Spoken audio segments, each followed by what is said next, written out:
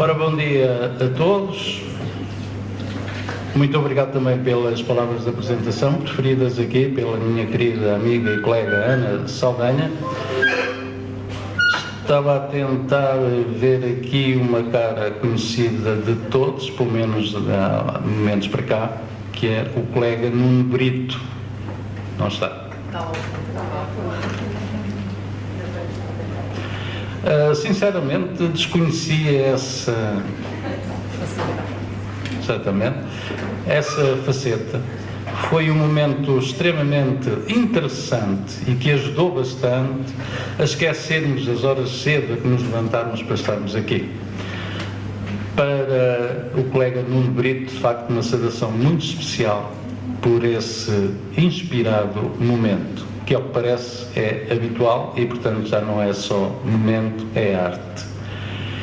E também, se me permitem, uma saudação muito especial para os colegas e colegas que já trabalharam de alguma forma comigo há uns anos para cá, e é sempre com muita alegria que os revejo, e para todos, e agora para todos mesmo, um desejo sincero de felicidades ao longo desta maratona, digamos, de trabalho pedagógico que cada vez é mais intenso, e por isso, para todos os colegas que estão nesta altura no terreno, também uma saudação muito especial.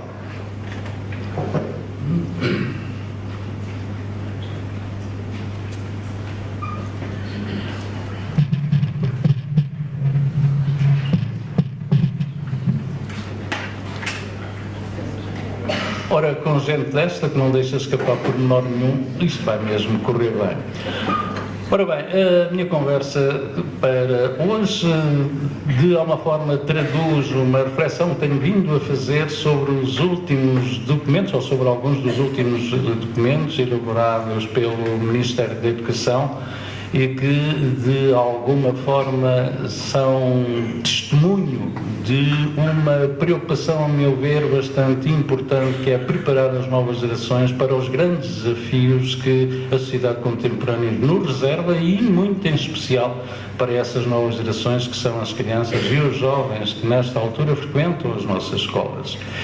E tenho que confessar que, efetivamente, no seu todo, os documentos que vão merecer a minha análise são, de alguma forma, motivadores e geradores de esperança, no sentido de que as nossas escolas terão a oportunidade de preparar com qualidade as nossas novas gerações para a difícil participação como cidadãos ativos nos tempos atuais e nos tempos próximos. E essa reflexão é centrada exatamente, digamos, no papel que as comunidades de aprendizagem poderão vir a fazer para contribuir para a formação dessas novas gerações, das nossas crianças e jovens, para um exercício bem-sucedido da cidadania inclusiva.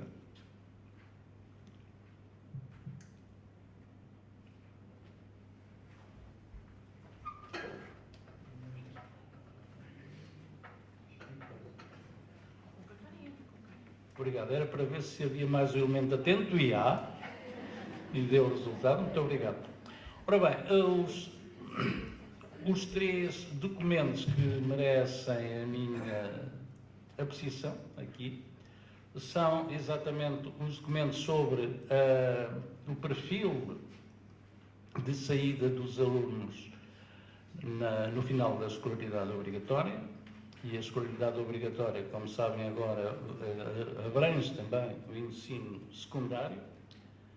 O documento sobre a autonomia e flexibilidade curricular e o documento sobre o regime jurídico de educação inclusiva, que foi aprovado em Conselho de Ministros na quinta-feira passada e, salvo erro, já foi publicado, segundo informação há bocadinho transmitida pelo colega Luís. Oi? Passas por aqui, se calhar.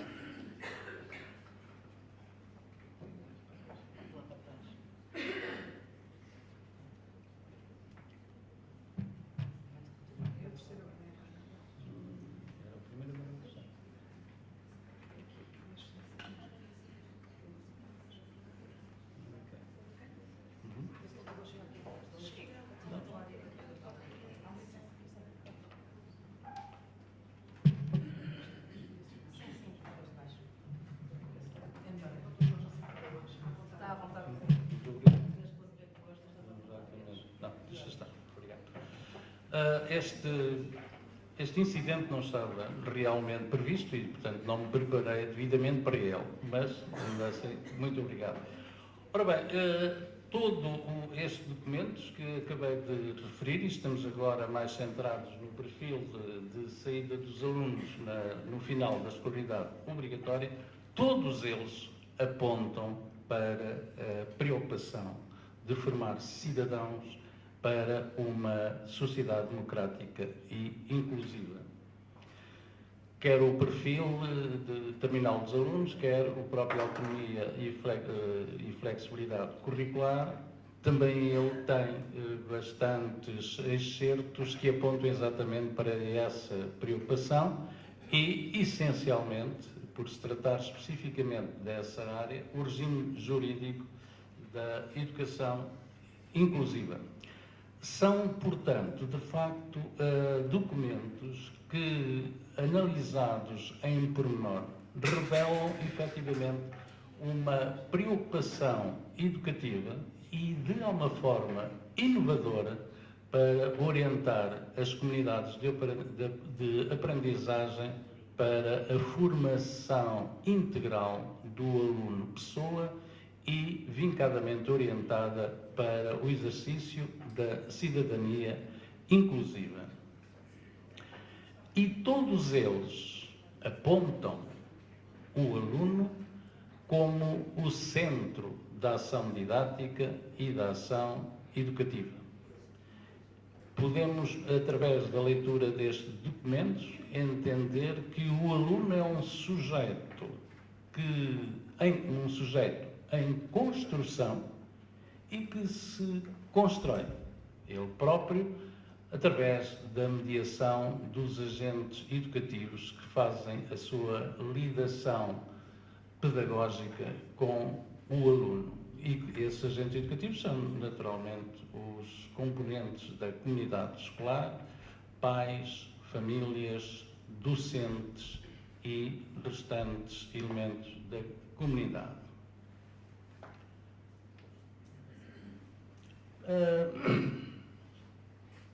A formação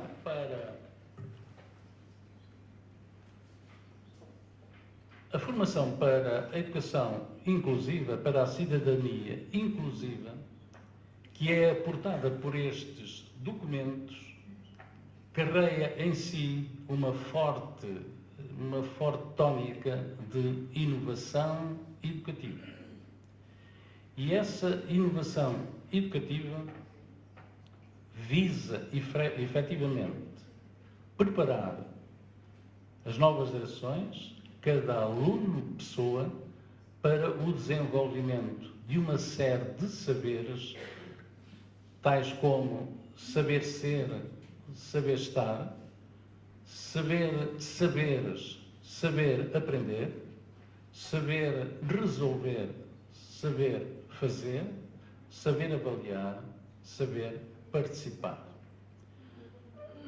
Não há, naturalmente, tempo para abordarmos o sentido de cada um destes saberes. E, em termos de resumo, podemos dizer que estes saberes, ao fim e ao cabo, se podem sintetizar neste princípio: preparar as novas gerações, preparar as nossas crianças e os nossos jovens para saberem estar bem consigo próprio, com os outros e com o mundo. E há aqui um saber que me merece e deve ser talvez a todos uma especial preocupação, que é o saber aprender. Como sabem, nós estamos numa sociedade de informação e de conhecimento e é fundamental que as escolas e os docentes ajudem as novas gerações a saberem aprender, a continuar a aprender para depois do tempo em que dura a escola. E isto porquê? Porque se efetivamente os jovens, ao sair da escola, não trouxerem consigo o hábito de aprender, muito facilmente cairão numa situação de info-exclusão, na medida em que a evolução do conhecimento e da informação se processa a um ritmo muito vertiginoso e o que é hoje atual não será daqui por 3, 4 ou 5 anos. E esta preocupação de preparar as novas gerações para esta exigência de atualização permanente é de facto fundamental se quisermos efetivamente que a nossa sociedade e os nossos cidadãos sejam alvo de inclusão e de não info-exclusão.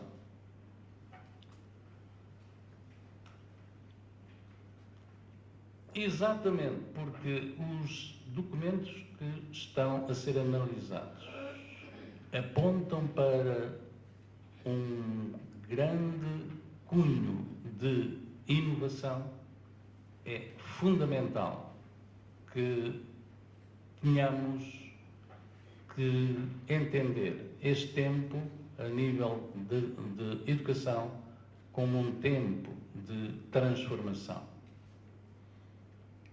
Atualmente, cada escola, cada agrupamento de escolas constitui em si próprio uma comunidade escolar. As comunidades escolares são realidades que atualmente existem. Mas o termo ou o conceito de comunidade escolar, se bem que é automático, digamos assim, dado que há escolas, docentes, famílias, alunos, e portanto a comunidade escolar é de facto um facto real associado a esta circunstância, é importante que essa comunidade escolar ganhe ânimos e dinâmicas de interação comunicativa entre os seus vários elementos, ganhe também hábitos fortes de participação, se bem que é uma participação diferenciada, os alunos têm um tipo de participação, os docentes têm outro tipo de participação, as famílias terão outro tipo de participação, portanto a participação será sempre diferenciada, mas é uma participação diferenciada que será, obviamente, uma participação diferenciada, mas convergente, na medida em que todos se esforçam para atingirem um objetivo comum. E esse objetivo comum é efetivamente o preparar as novas gerações para a formação integral.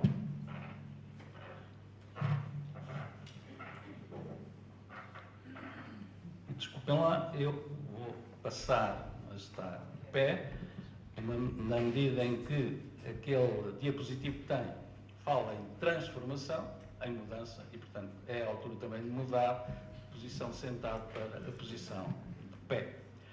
Ora, uma comunidade escolar, que são aquelas que efetivamente existem nesta altura, mais interação comunicativa, mais participação, lutando todos convergentemente por um objetivo comum, essa comunidade escolar vai se transformando naquilo que é, ou que se pode chamar, a comunidade de aprendizagem. Portanto, são diferentes. A comunidade escolar tem um sentido mais estático, a comunidade de aprendizagem tem, naturalmente, um sentido mais dinâmico. Ora, já dissemos e voltamos a insistir neste facto que é extremamente importante e, portanto, vale a pena insistir, os três documentos em análise apontam todos para um forte sentido de preparação das novas gerações para o exercício da cidadania inclusiva. E este exercício da cidadania inclusiva não é senão a mobilização daqueles saberes todos que há bocadinho se falou, portanto são os saberes integrantes da formação integral. E esse exercício da cidadania é exatamente a mobilização da formação integral do aluno, pessoa, para uma vida cotidiana pautada pelos valores da cooperação, da solidariedade e do respeito pela diferença. Portanto, a cidadania inclusiva é efetivamente marcada por uma vivência dos cidadãos que estejam subordinados a estes valores da cooperação, da solidariedade e do respeito pela diferença. São estes princípios que, efetivamente, informam e estruturam a chamada cidadania inclusiva. Ora, como é que se pode, então, continuar a aprofundar aquilo que já se passa nos nossos sistemas educativos, que é desenvolver, a nível das nossas escolas, uma educação para a cidadania inclusiva. E então, a grande base curricular para esta educação para a cidadania são exatamente os 3 documentos recentemente elaborados pelo Ministério e que são, como já se disse, o perfil dos alunos à saída da escolaridade, o despacho da autonomia e flexibilidade curricular e o regime legal da inclusão escolar.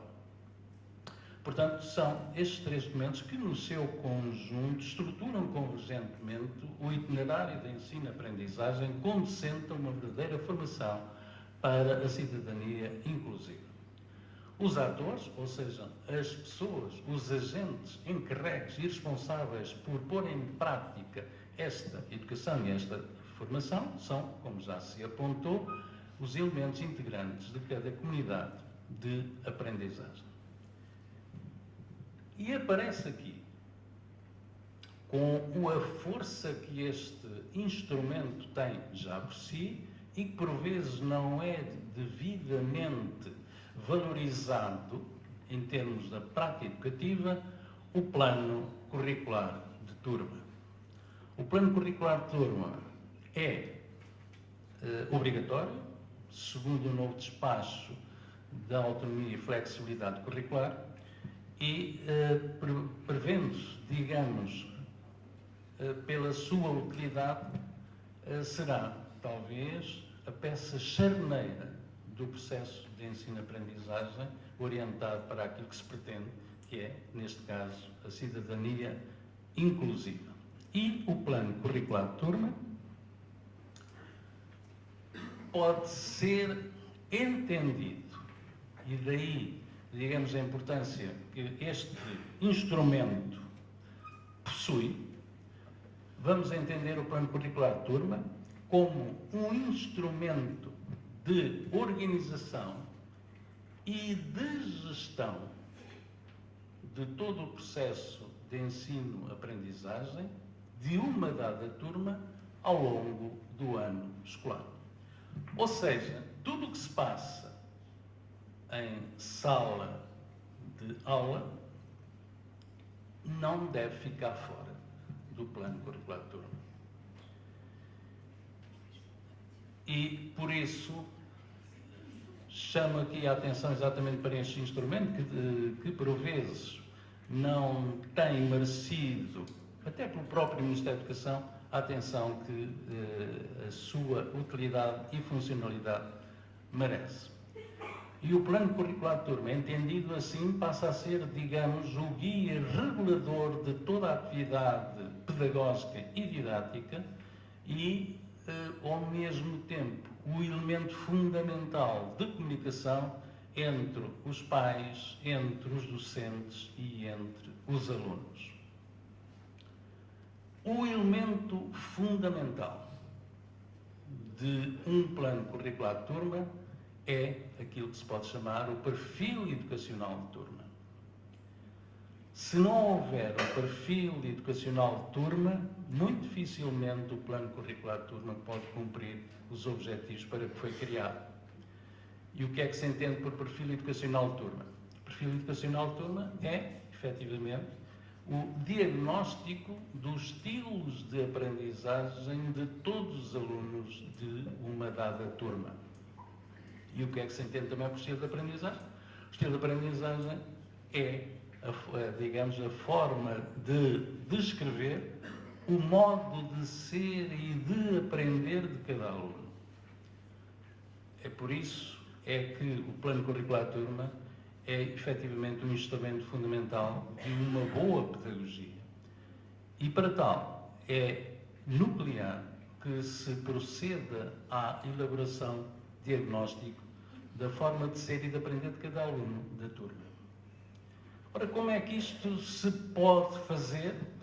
É evidente que o tempo não dá para explicar como é que isto se pode fazer, pode ser que noutra altura poderemos ter esse tempo, mas de alguma forma eu vou dar um pequeno lamiré para ver como é que é. Rima e é verdade. Ora bem, portanto, temos ali assim, digamos, um possível quadro representativo de um perfil educacional de turma. Aquele quadro tem do lado esquerdo, do nosso lado esquerdo, a lista onde constará o nome de cada um dos alunos da turma. E, claro, terá tantas linhas quanto as nossas turmas não têm apenas aquelas linhas. Só tem pelo menos mais o dobro, se bem que agora saiu um despacho a dizer que no primeiro ciclo, salvo erro, o número máximo de alunos é 24, e no segundo, terceiro e secundário é entre 24 e 28. Não sei até que ponto é que depois na prática isto acontecerá, mas se falhar é a primeira vez que se falha, em termos daquilo que o Ministério da Educação permite. Ora bem, a parte central, que é a parte, digamos, determinante deste perfil educacional de turma, tem um conjunto de descritores, nesse caso 13, e que correspondem de alguma forma, de uma forma viável e trabalhável, podia ter muito mais itens, e poderá ter outra alternativa, claro, eu apresento esta. Aqueles descritores correspondem, no seu todo, à forma de ser e de aprender dos alunos. Alguns desses descritores, alguns não, estão ali todos e estão em cima, digamos, designadas por uma sigla que corresponde a esta tabela da esquerda, em termos de continuidade, que corresponde exatamente aos descritores. E cada um dos descritores tem depois um item, e esse item vai ser observado durante 2, 3 semanas em contato com a turma, e depois só há que qualificar, digamos assim, o nível de empenho ou desempenho de cada aluno numa escala gradativa de 1 a 5, e temos ali um exemplo preenchido na primeira coluna, portanto, um aluno não valia a pena estar a fazer mais, e, portanto, julgo que é perfeitamente perceptível. Ora, este instrumento, que deve ser feito no início do ano, é um elemento fundamental para a reunião dos conselhos de turma, para o contacto e as reuniões com os encarregados de educação, porque assim, digamos, temos à frente sempre um indicador do desenvolvimento e aprendizagem de cada aluno. Este perfil educacional de turma pode e deve ser trabalhado com a própria turma, no sentido de consciencializar cada aluno, digamos, do seu nível de desenvolvimento.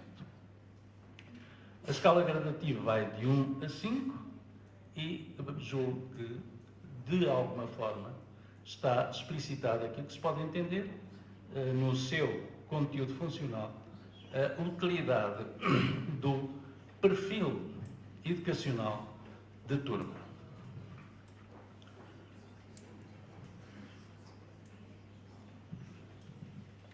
Ora, estabelecido o plano curricular de turma, temos, portanto, um instrumento fundamental que nos vai revelar todo o processo de ensino-aprendizagem ao longo do ano escolar para aquela turma. Há que desenvolver didaticamente o processo de ensino-aprendizagem e, naturalmente, haverá, digamos, um conjunto de estratégias gerais e que se apontam ali algumas delas. E estas estratégias, exatamente sendo gerais, podem-se aplicar a toda e qualquer turma. E depois, em termos complementares, haverá um conjunto de estratégias específicas que são identificadas a partir da análise do perfil educacional de cada turma. Portanto, há estratégias gerais e depois há estratégias específicas a determinar pelo professor do primeiro ciclo ou pelo Conselho de Turma, em função da análise do tal perfil educacional que deve ser elaborado logo no início do ano. Ora, uma das estratégias é a pedagogia inclusiva. O que é que se pode entender rapidamente por pedagogia inclusiva? É uma resposta de qualidade a todo e qualquer aluno, portanto, a todo e qualquer aluno. O desenho universal de aprendizagem é um conjunto de intervenção pedagógica ou didática com o sentido de igualizar oportunidades de aprendizagem, permitindo assim o acesso e sucesso de todo aluno ao currículo. A pedagogia da aprendizagem, que talvez fale de menos e se calhar não se pratica menos. A pedagogia da aprendizagem significa apenas ensinar de acordo com os alunos aprendem. Ora, isto só é possível ensinar de acordo com a forma como os alunos aprendem, se efetivamente nós soubermos como é que os alunos aprendem. Ora, a mim parece-me que este aspecto, em termos de formação de pessoas, está um bocadinho descurado pela importância que tem. É que, normalmente, faz-se a formação inicial e os professores saem dessa formação inicial sem serem devidamente equipados com a ferramenta fundamental para ser professor, que é saber como é que os alunos aprendem. Porque só sabendo como é que eles aprendem é que eu os posso ensinar. Só sabendo como é que eles aprendem é que eu posso começar a perceber porque é que alguns têm dificuldades de aprendizagem. E só sabendo como é que eles aprendem é que eu os posso minimamente ajudar a superar essas mesmas dificuldades de aprendizagem. As medidas, outra estratégia fundamental para a condução do processo de ensino-aprendizagem são as medidas universais, seletivas e adicionais. Esta parte tem a ver com um conteúdo do recente decreto-lei aprovado pelo Ministério da Educação e pelo Conselho de Ministros na última quinta-feira, e são as medidas fundamentais a desenvolver ao abrigo deste decreto da educação inclusiva. As medidas universais são para todos os alunos, as medidas seletivas são para os alunos cujas medidas universais não ajudaram a superar as suas dificuldades, e as medidas adicionais são, de facto, para aqueles alunos que, enfim, pelo seu estilo de aprendizagem, não têm, custa-me dizer isto, mas é para falar no expresso, não têm, digamos, potencialidade para a aprendizagem académica. E então, esses currículos académicos são substituídos por currículos funcionais, cujo grande objetivo é desenvolver nesses mesmos alunos as máximas competências para serem o mais autónomos possíveis, ou seja, o menos dependentes possíveis, quando forem, essencialmente, adultos. Jorge, já passaste o tempo. Queres continuar? Rápido. Ora, agora, digamos, uma chamada de atenção muito breve, porque aqui a colega Ana, como já repararam, já está a cumprir a sua função. Sim. Há dois princípios em oposições. O primeiro é o princípio da solidariedade, cooperação e respeito pela diferença, que são os princípios básicos da cidadania inclusiva. O outro princípio é o princípio da competição, do individualismo e da indiferença à diferença. Coexistem estes dois, mas não são sinónimos. Claro. Ora, o que acontece é... Irmos embora. O que acontece é saber qual é que pesa mais nos dias de hoje. Se é o querer ser, e o querer ser tem a ver com a cidadania inclusiva, se é o querer ter, e este querer ter tem a ver com a competição. Só para lembrar que o século XX, portanto, antes deste, foi o século em que os Estados, os povos, eram de alguma forma marcados por esse espírito da competição. E o resultado foi 2 grandes guerras mundiais. Estamos no século XXI, não estamos livres da Terceira Guerra Mundial. É por isso é que a Unesco anda a sensibilizar todos os sistemas educativos para privilegiar o querer ser em vez do querer ter. Ora, o ser e o ter estão de costas voltadas, naturalmente, um para o outro. Mas há esperança de que as novas gerações, os mais pequenos, sejam efetivamente alvo de uma preocupação educativa que os leve para o saber ser, pondo em segundo plano o querer ter. E é nessa esperança que os três documentos podem contribuir entre nós, sociedade portuguesa, exatamente para um futuro de esperança, em que, de facto, o ser, que é o verdadeiro caminho para a felicidade, para o bem-estar, é esta a nossa oportunidade de ajudar as crianças e os jovens de amanhã a terem um futuro diferente do nosso e, principalmente, um futuro mais feliz. Muito obrigado.